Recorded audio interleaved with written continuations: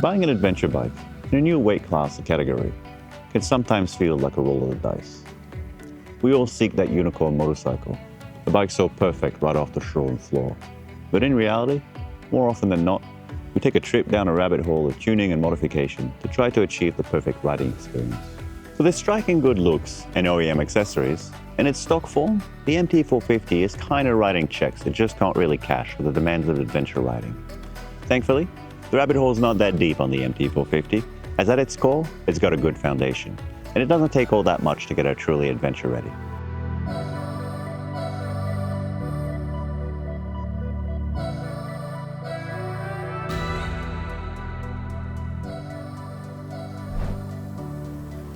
Starting with the cockpit, I swapped out the stock handlebars for a set of Pro Taper. I went with the Contour CR mid-bend. The original plastic handguards were binned and replaced with a set of Universal Bike Buster for a more robust setup. I also picked up a set of Bike Buster bar end weights, but ultimately, I decided to reuse the stock end weights. They just fitted the overall build better. Next up, I installed a set of 2-finger clutch and brake levers, paired with a set of double take style mirror for better visibility and flexibility on and off-road.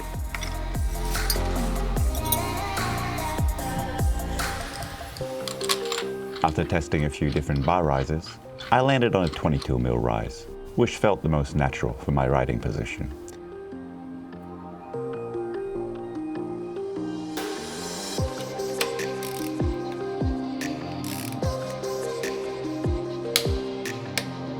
Being 6 feet tall, the stock low seat just wasn't cutting it for comfort.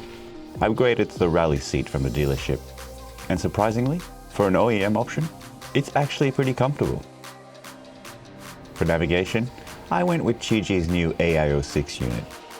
I've got it all set up with a quick release mount, wireless OBD adapter, and tire pressure sensors.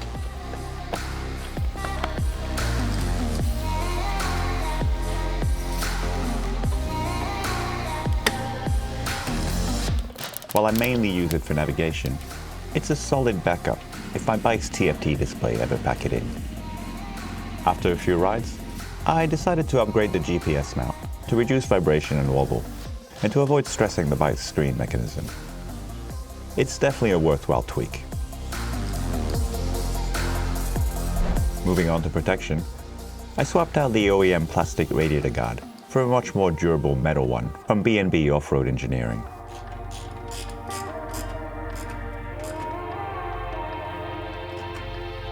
I initially installed the CFmoto high fender, but eventually reverted to the original low fender after a few rides. The high fender is definitely more practical for off-road use, but I prefer the cleaner look of the low setup. I might raise it slightly in the future. Next, I addressed the exhaust.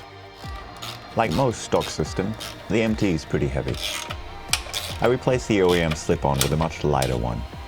It's got a deeper, throatier tone, but nothing too loud or obnoxious, just enough to let it breathe a little better.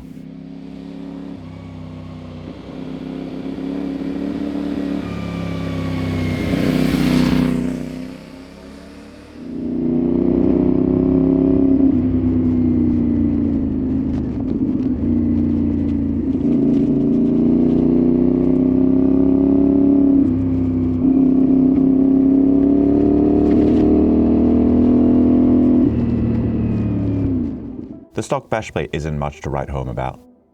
It might hold up against gravel rash, but on rocky terrain, that thing would get pulverized pretty quickly. So once again, I turned to B&B Off-Road Engineering and fitted the heavy-duty bash plate. While it already offers partial protection for the clutch and stator cover, I decided to go one step further and add the CFmoto case savers. While focused on protection, I also added tank protectors, a rear brake reservoir guard, and a front brake caliper guard. The MT came with a set of CFmoto stock crash bar, but I ended up replacing them with a set sent to me by hepco&Becker Australia. I found their design to be a better fit overall, a more solid build, and a cleaner finish.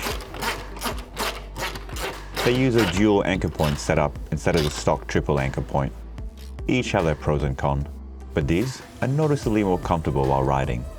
With the stock crash bar, my knee would constantly rub against the top anchor point, which wasn't ideal. For the tail tidy, I went back to B&B.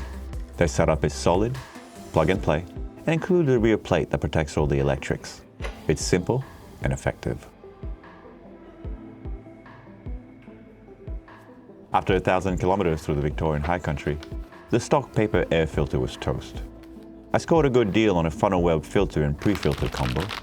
I haven't used pre-filters all that much. I might end up removing it and just keep it for the dusty summer months.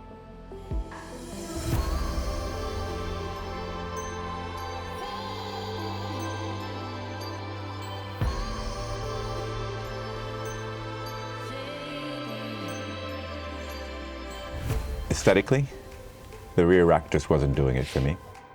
I used the rack's anchor point to mount the hardware for my enduristan luggage system. The straps? Well, I use this for my 6-liter OS base pack, and the metal studs I used to secure my enduristan Blizzard 25-liter side bags. It's a cleaner look and much more practical for how I like the pack. While the stock tires are pretty decent on dry, sealed roads, they're pretty average on dirt and downright useless in the wet. Options are limited when it comes to a 140 width tubeless adventure tire, so I ended up going with a set of Midas Enduro Trail XT Plus front and rear, following what seems to be the popular choice these days. I've clocked over 1,500 Ks on them so far, across a mix of road and off-road terrain in varying conditions. So far, they've been outperforming the Motos Rousey I've previously used on a DRZ, in both on and off-road. Grip, stability, and overall confidence on the bike has noticeably improved.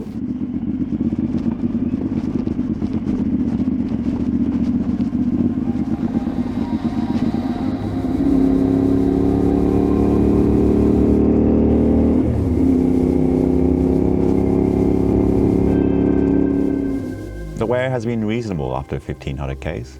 If I can get up to 4,000 km on the rear, I'd be more than happy with that.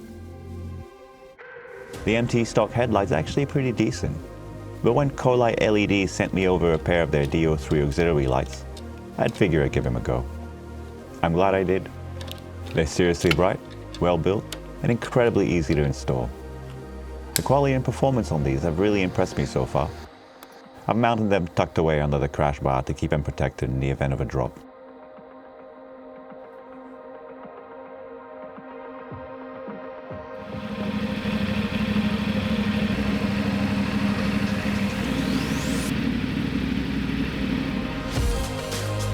The final mods I've done are more on the functional side. I swapped in a 15-tooth front sprocket to help bring those highway revs down, and I also fitted a gear shift shaft stabilizer.